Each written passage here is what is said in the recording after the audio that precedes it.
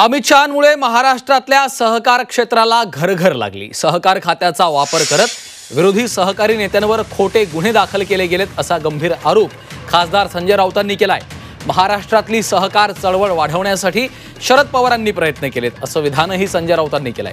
मालेगावमधील सहकार परिषदेमध्ये केंद्रीय गृहमंत्री अमित शहांनी शरद पवारांवर टीका केली होती। त्याला शिवसेना ठाकरे पक्षाचे खासदार संजय राऊतांनी प्रत्युत्तर दिलंय। अमित शहांमुळे महाराष्ट्रातल्या सहकार क्षेत्राला घरघर लागल्याचा आरोप संजय राऊतांनी केलाय।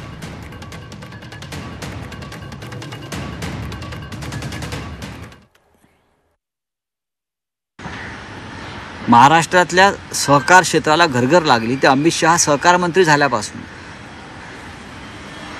ज्यांना जे काँग्रेस राष्ट्रवादी पक्षात आहेत त्यांना फोडण्यासाठी अमित शहाने काय केलं की आपल्याकडल्या सहकार खात्याचा वापर करून अनेक सहकार कारखान्यांचे संचालक, संस्थापक, चेअरमन ह्यांच्यावरती खोटे गुन्हे दाखल केले। माननीय पवार साहेबांनी सुद्धा कारखाने जिवंत राहावेत, कारण ग्रामीण भागाचं अर्थकारण हे सहकार कारखान्यांवरती, सहकारावरती उभा आहे।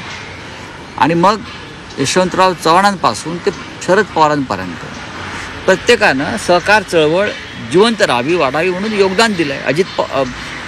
मिस्टर अमित शहाने दिलेलं नाही। या उलट गुजरातमध्ये जाऊन बघा, बँका सहकार क्षेत्रातल्या कशा लुटल्या जात आहेत। कोविड काळामध्ये,